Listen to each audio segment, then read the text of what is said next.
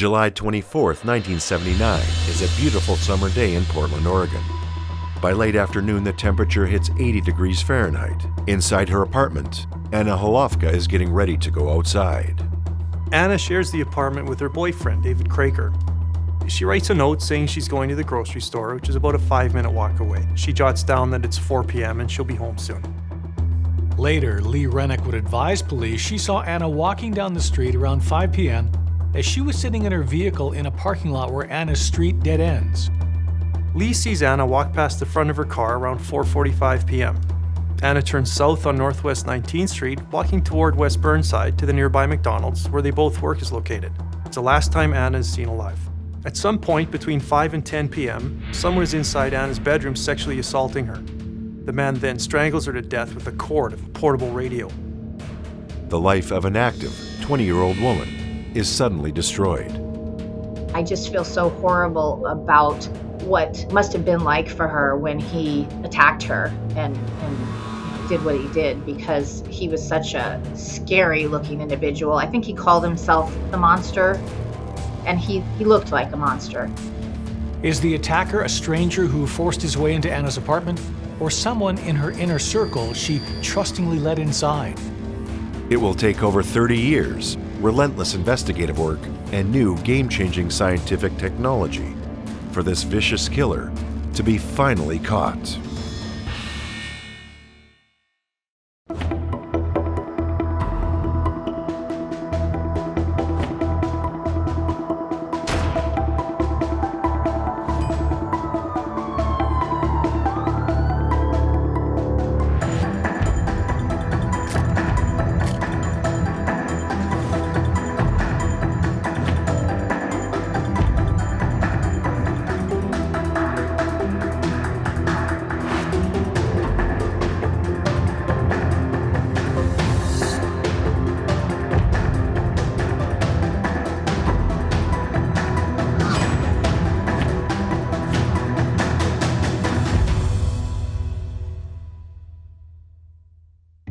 From 1978 to 1979, the Metro Portland area grows to over 1 million people.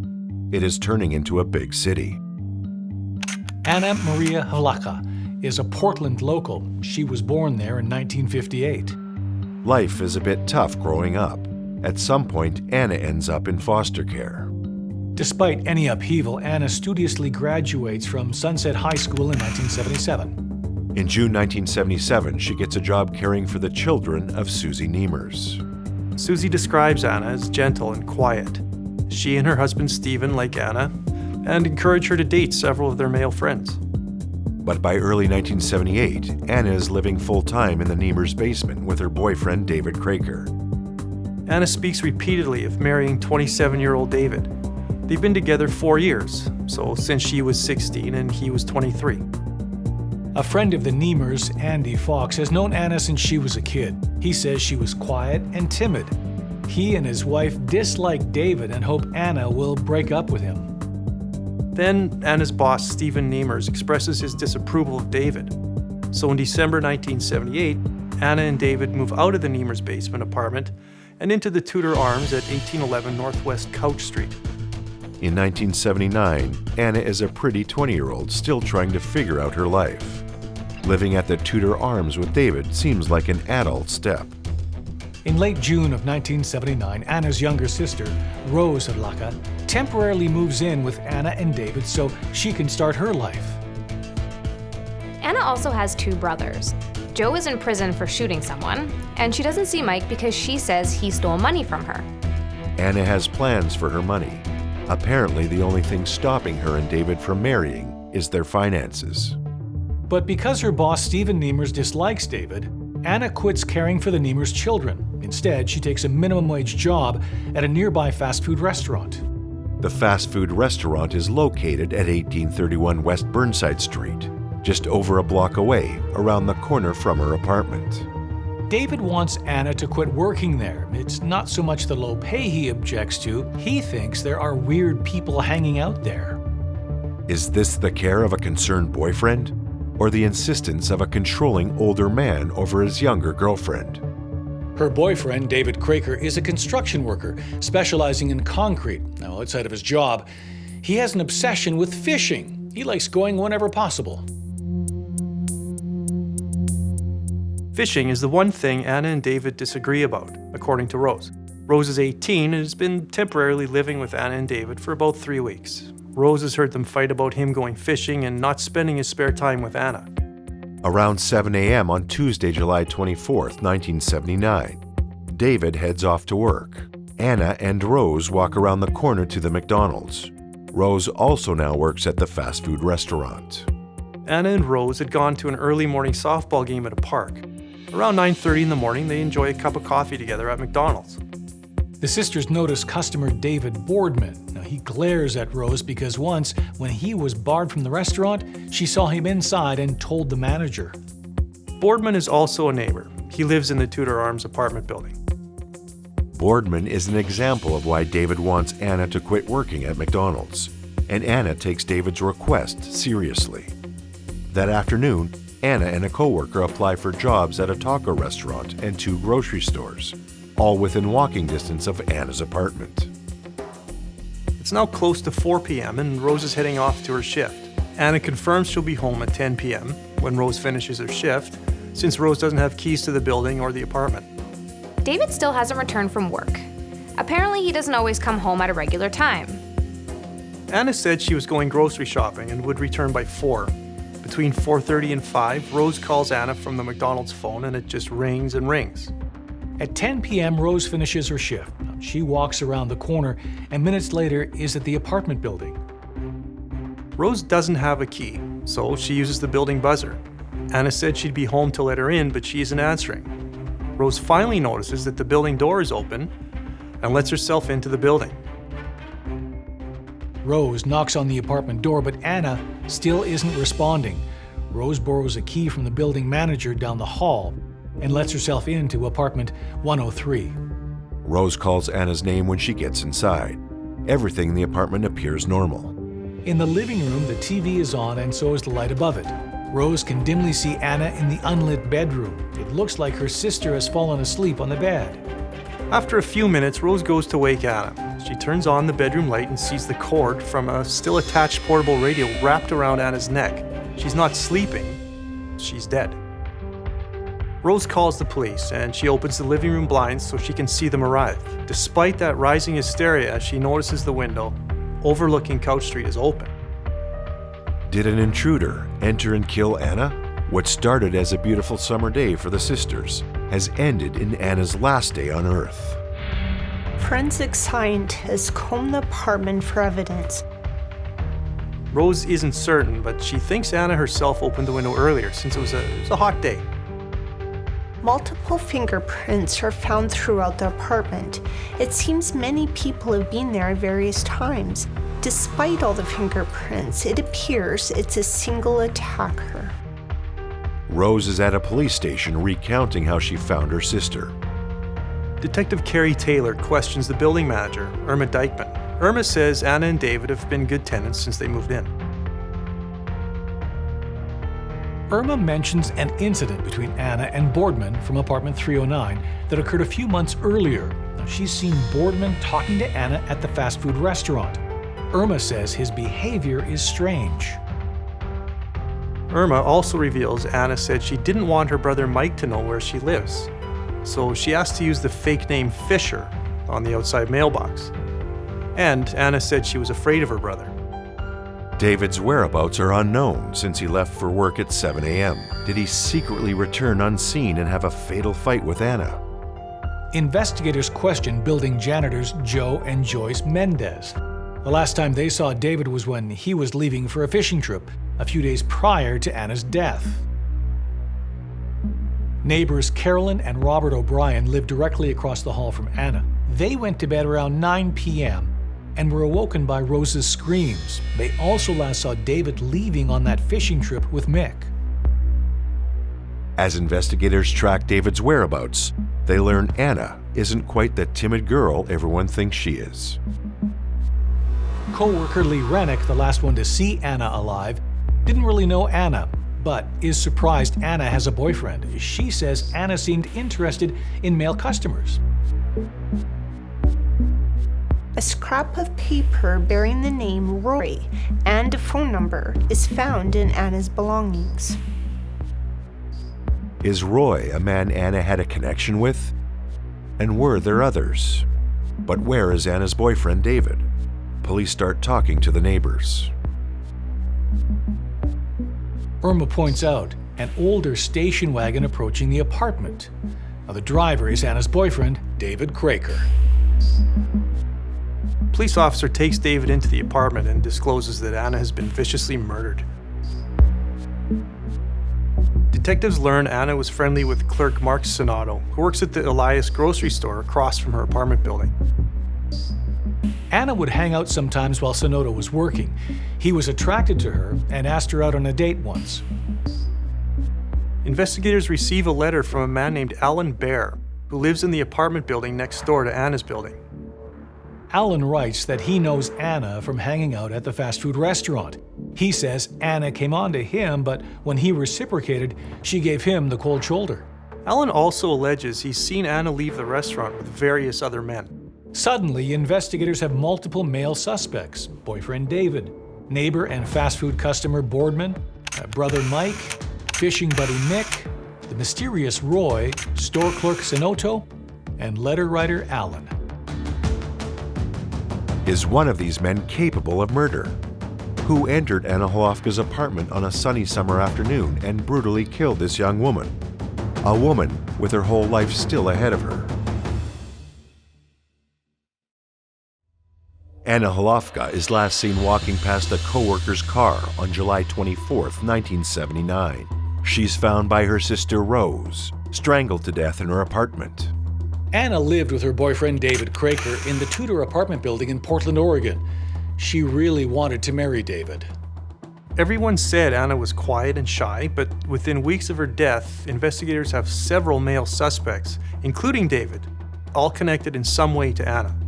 Investigators look hard at David. As her boyfriend, he is the person closest to Anna. He left for work at 7 a.m.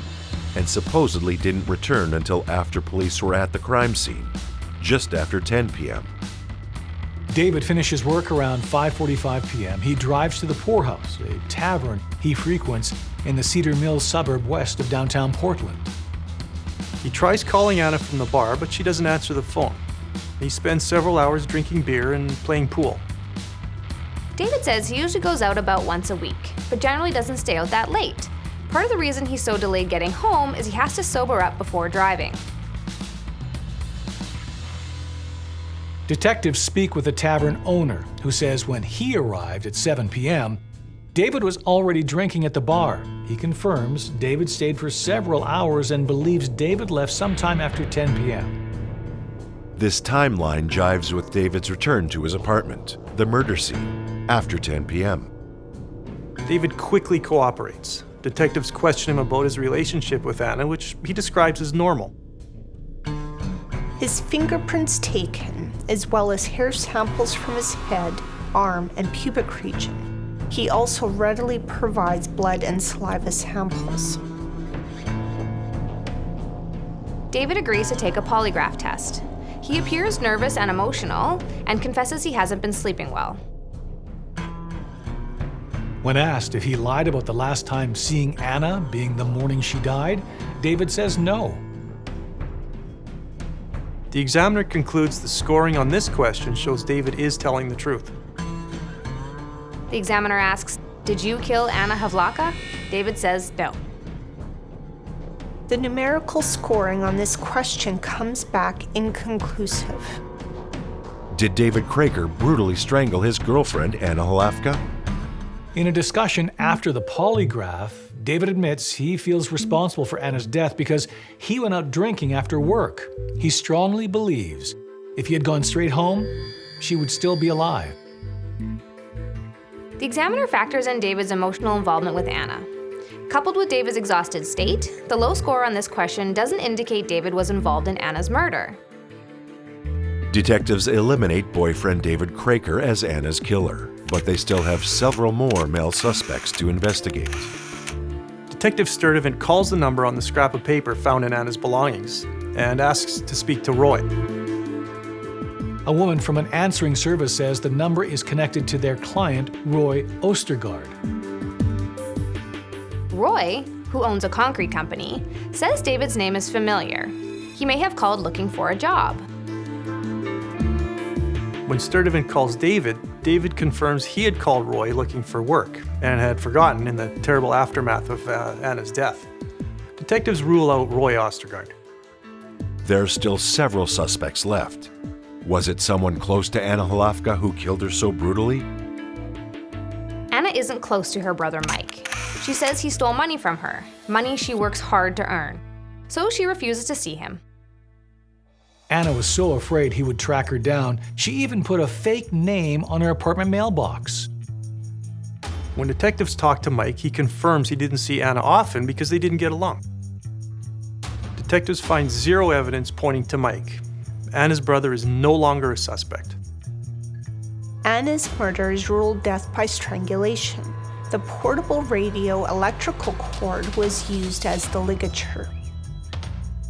The forensics team gets scrapings from under the fingernails of her left hand. Now, the scrapings are stored as evidence, but unhelpful in 1979 in catching her killer. When detectives follow up on clerk Mark Sonato, they discover he quit working at the Elias grocery store shortly after Anna's murder. When detectives question Sonato about July 24th, he says he was at his full-time job as a machinist. The grocery store was a part-time weekend gig. But detectives heard Sonato did more than talk with Anna. When pressured, Sonato admits he shared cocaine with Anna in his car outside the store. He insists it was only once. He doesn't know if she did it often or if she used other drugs. Detectives insist on a polygraph. On August 20th, 1979, Sonato clearly answers no when asked if he killed Anna. He gives a less definitive response when asked if he held back anything.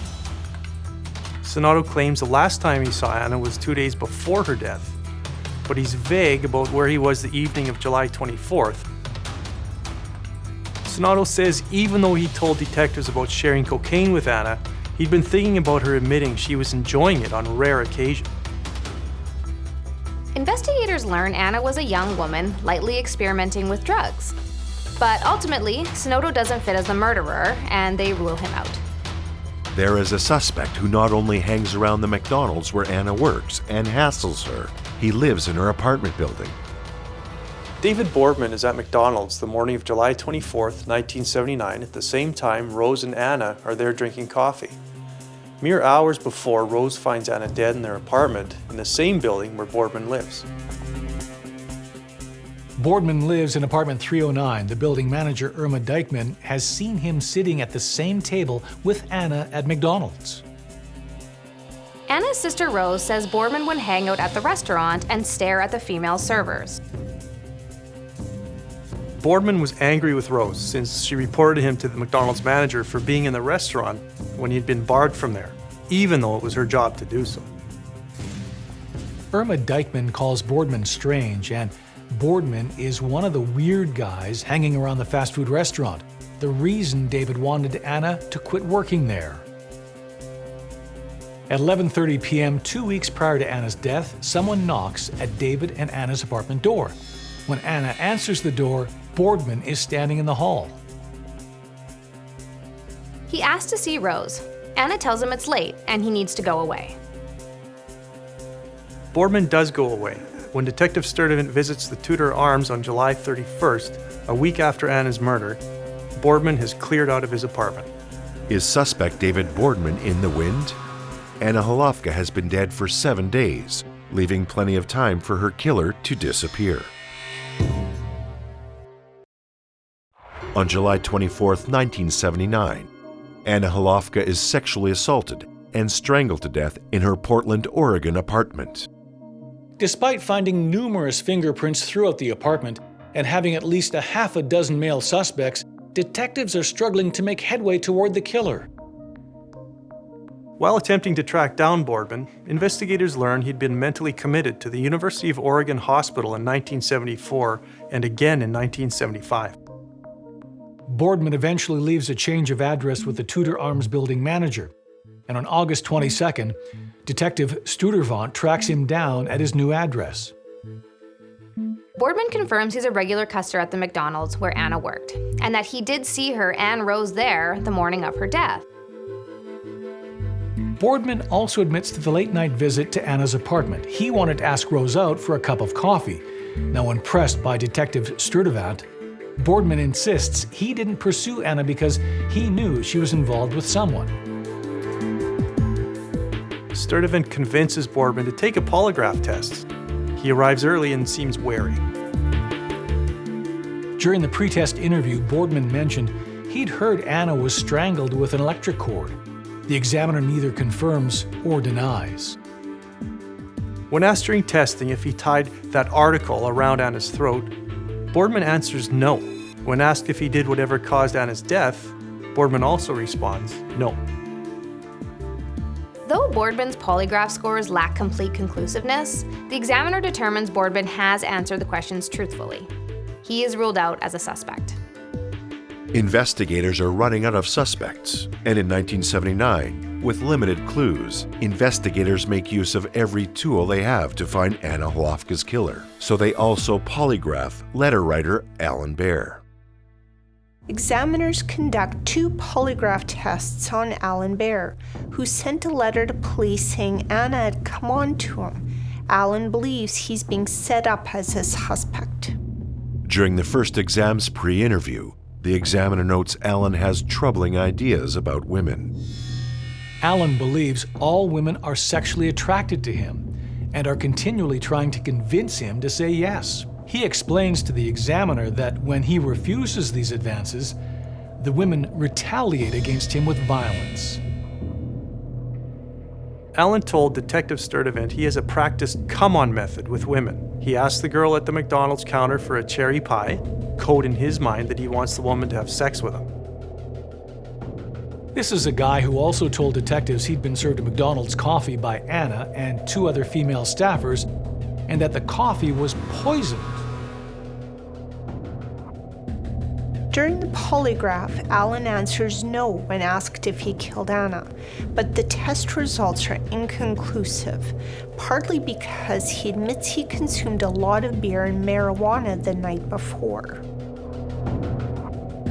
The examiner is concerned about Alan's ability to reason normally regarding women. Many of Alan's stories sound like they come from someone not in their rational mind.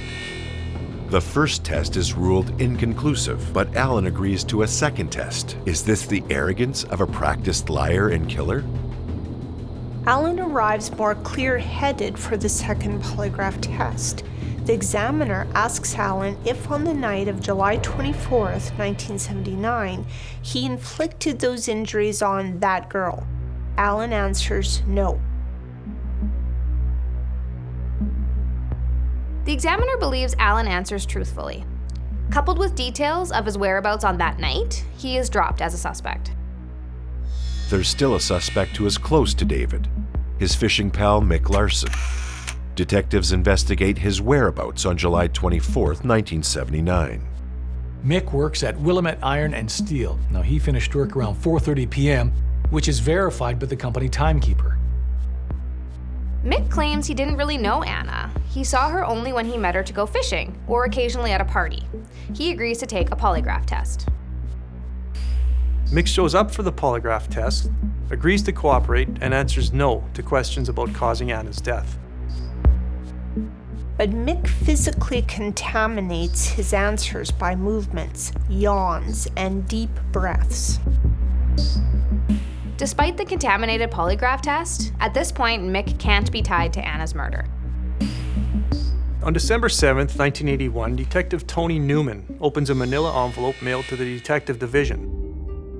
Out fall 31 photographs of men in various states of undress.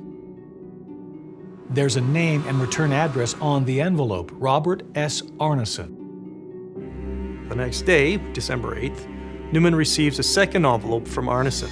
It contains 46 more photographs. In some of the photos, Arneson is exposing himself to the camera. In others, he's posing in front of some graffiti. Newman thinks the graffiti connects to Anna's case. Detectives have a new lead. Who is Robert Arneson, and what does he know about Anna's homicide? Is he her killer? The graffiti implies Robert Arneson committed Anna's murder. The bridge is a 20-minute walk from the two-door apartments at 1811 Northwest Couch Street, where Anna was killed.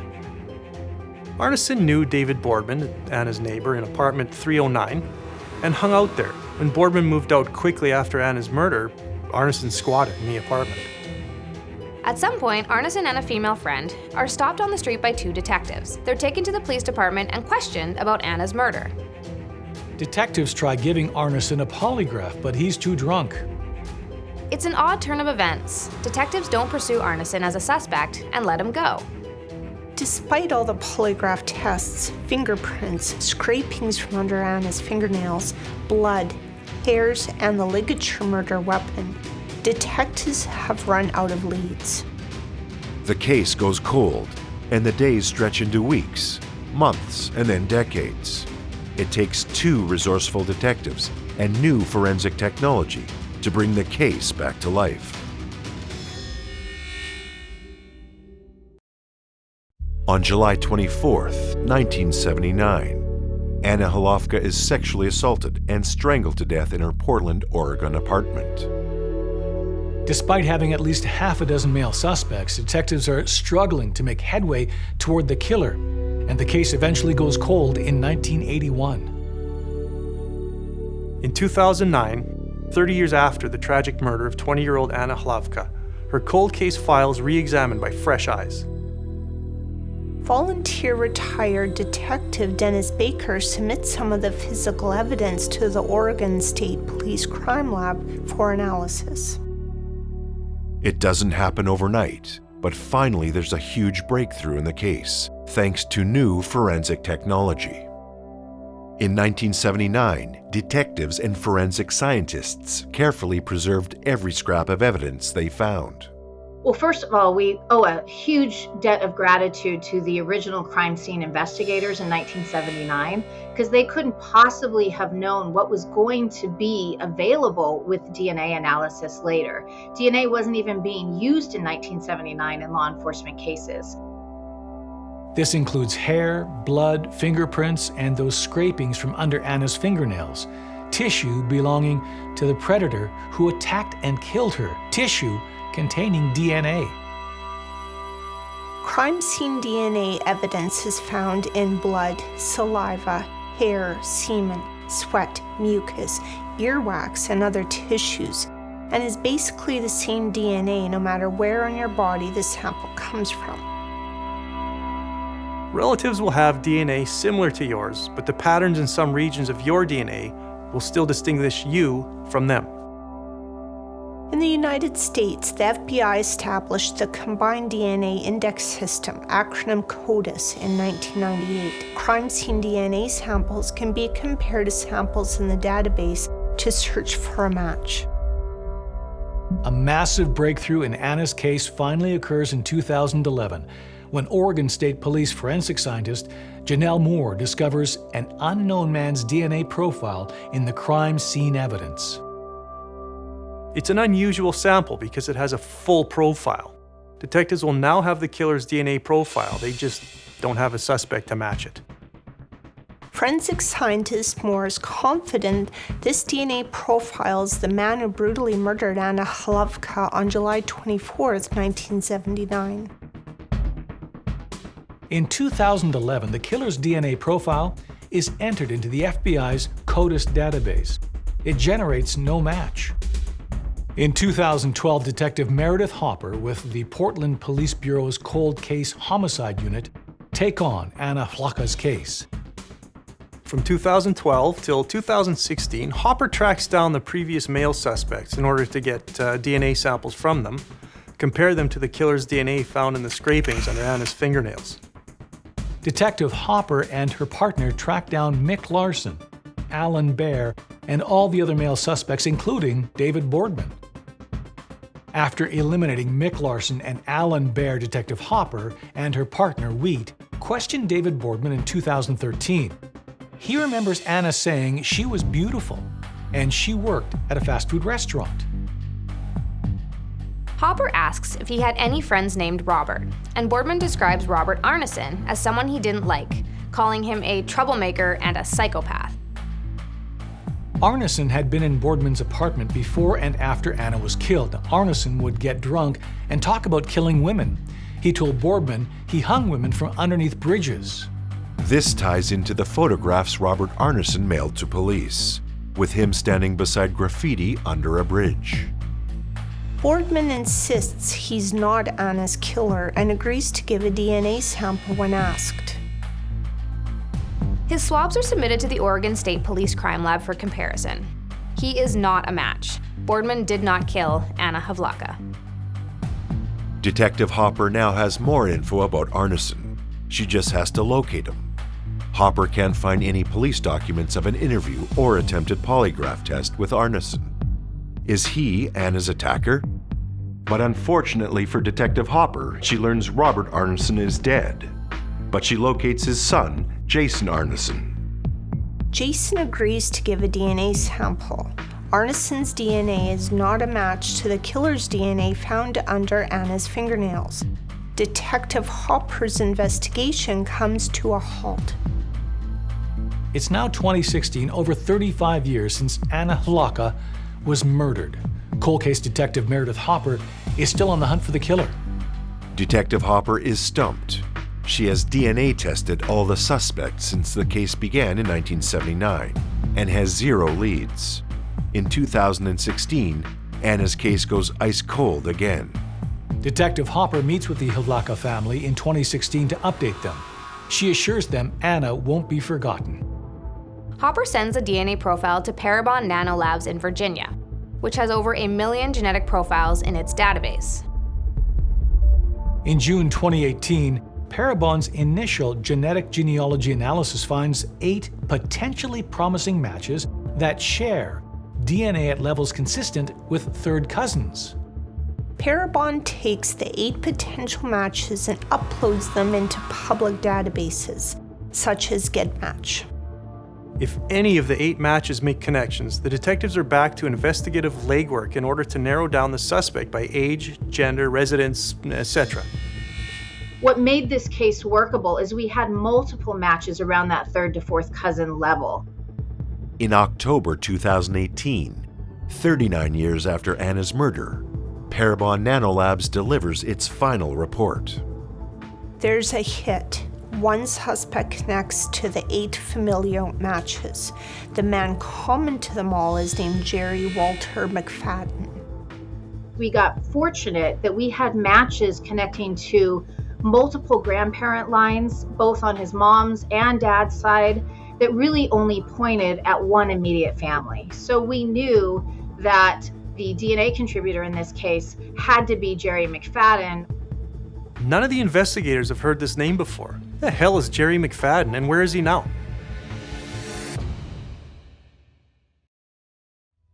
Anna Havlaka was murdered July 24, 1979, and it's now 2018, 39 years of investigators consistently pursuing every lead. Cold case has been in the hands of Detective Meredith Hopper since 2012, and she's just cracked the case wide open. In October 2018, the killer's DNA profile from crime scene evidence was plugged into consumer genealogy websites that generated a match, a man whose name never once came up during the entire investigation. Jerry Walter McFadden was born March 21st, 1948, so he's 10 years older than Anna Havlaka and born on the other side of the country in Haskell County, west of Dallas, Texas. He's a physically imposing guy, 5'9", around 200 pounds, blue eyes, brown hair, and a big beard. McFadden has multiple tattoos, including one reading "Death Before Dishonor" for the lonesome loser. McFadden likes that wild man image. He nicknames himself Animal. McFadden is convicted on a burglary charge in 1966 and destruction of property in 1968. In 1972, McFadden escalates. He pleads guilty to raping a 14-year-old girl from Denton, Texas. 1 year later, he rapes a Texas teacher at knife point. In 1973, he gets a 15-year prison sentence for both crimes.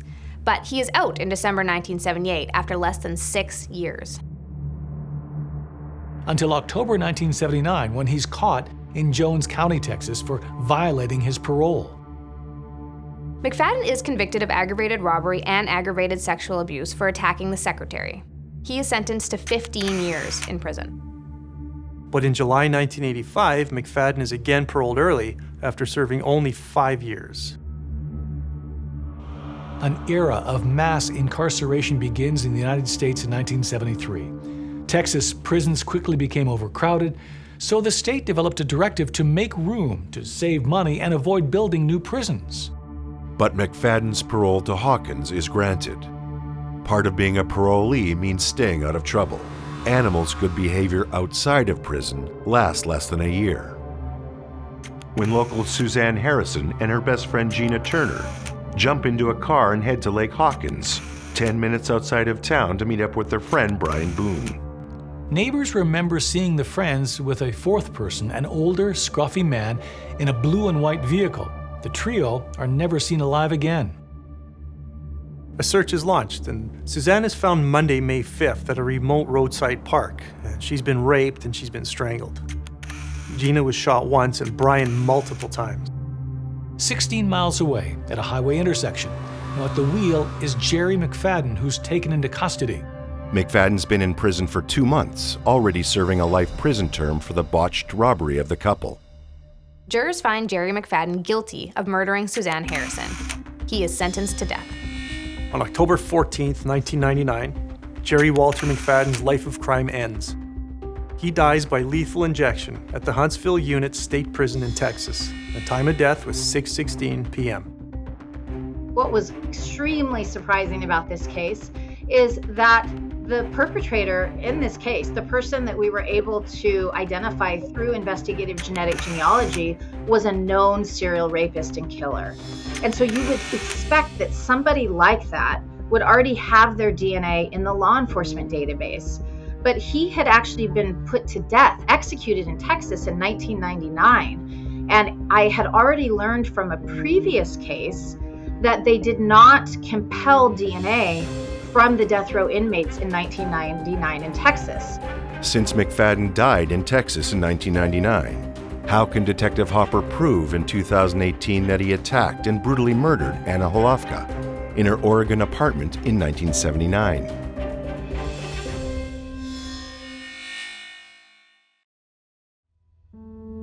In 1979, detectives exhaust every lead to find Anna Holofka's killer. The case stalls for 39 years until cold case detectives in 2018 get a huge assist from forensic science. DNA from the crime scene is finally matched to the suspected killer, Jerry McFadden. But McFadden was killed by lethal injection in Texas in 1999, so he's been dead nearly 20 years. An inspired twist on using DNA evidence may be key to solving who murdered Anna Holofka. CODIS, the FBI's combined DNA index system database, began in 1990 as a pilot project between 12 state and local forensic labs. Now, it was officially introduced in 1998 and is now used across the USA. There are around 20 million DNA profiles in its database by 2021. McFadden is already on death row in 1995 and is executed in 1999. Law enforcement don't get around to swabbing his DNA before he dies, so his DNA isn't in CODIS. So in 2011, when forensic scientist Janelle Moore ran the DNA from the scrapings under Anna Holofka's fingernails against the DNA samples in CODIS, there is no match. In 2018, encouraged by how California law enforcement used consumer genealogy DNA sites to find the Golden State Killer, Detective Meredith Hopper, hunting for Anna's murderer, tries the same process. So we build what we call genetic networks, and we were able to build 3 different genetic networks in this case. And those 3 genetic networks ended up connecting to 3 of Jerry's grandparents' lines. So the first genetic network had about 3 matches in it. When Parabon Nanolabs finds familiar matches to her suspect's DNA and tells her the man's name is Jerry McFadden, she is elated. Finding out McFadden died by lethal injection in 1999 hits hard. It means if he's the killer, he won't be tried for Anna's death. Detective Hopper contacts Jerry McFadden's family, who quickly agree to cooperate. Detective Hopper and her partner travel to Texas. They get DNA samples from McFadden's son Jerry Jr. and his daughter Rhonda. Jerry Walter McFadden is positively ID'd as Anna Hlavka's killer. The detectives learned McFadden went to the Pacific Northwest in 1979 with a woman who reported dropping him off in Portland. And so this is sort of like a, tourism serial killer, right? Instead of doing it at home where he's more likely to get caught, he's going to different locations where they don't even probably know who he is. Perhaps he was fleeing Texas after abducting and raping the oil field secretary on June 22, 1979 in Shackelford County. Somehow, on July 24th, 1979, he stumbles upon Anna Hlavka in Portland. Anna's family and friends never get answers to how she encounters McFadden, a serial killer, and how he gains access to her home. I think it was just really bad luck, really more than anything. I mean, most of us travel to other states at some time or other, go on vacations.